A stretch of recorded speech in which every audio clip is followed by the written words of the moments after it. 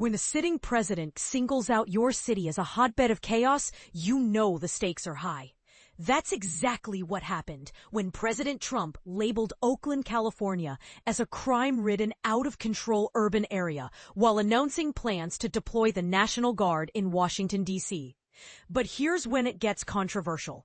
Is this characterization an accurate reflection of reality or something more politically charged?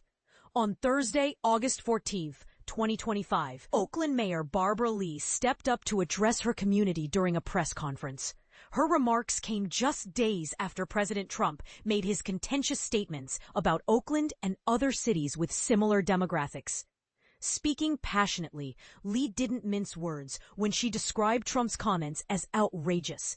She argued that his portrayal of Oakland was not only misleading, but also carried undertones of racial bias. Lee pointed out an important pattern that many might overlook. Several cities across the U.S., including Oakland, have successfully reduced their crime rates over recent years. What do these cities have in common? They are predominantly home to black and brown residents, and often led by black mayors. "Come on," she said during an interview with KTVU, emphasizing how such rhetoric feels like code language, what some call dog whistles, aimed at stoking division rather than fostering understanding. For those unfamiliar with the term, dog whistles are phrases or messages designed to convey one meaning to the general public while signaling something entirely different to a specific audience.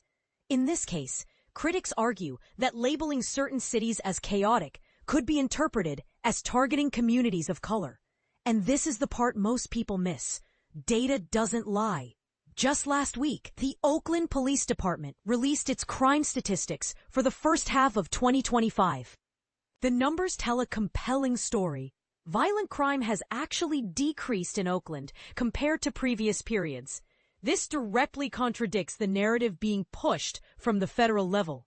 So why does this disconnect exist? Is it simply political posturing? Or is there a deeper agenda at play?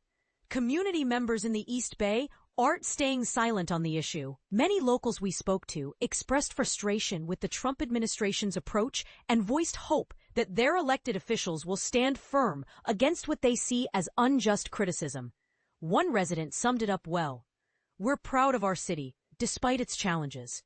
It's disheartening to see it painted in such a negative light without acknowledging the progress we've made." The debate raises critical questions worth exploring further. How much weight should we give to federal narratives about local issues?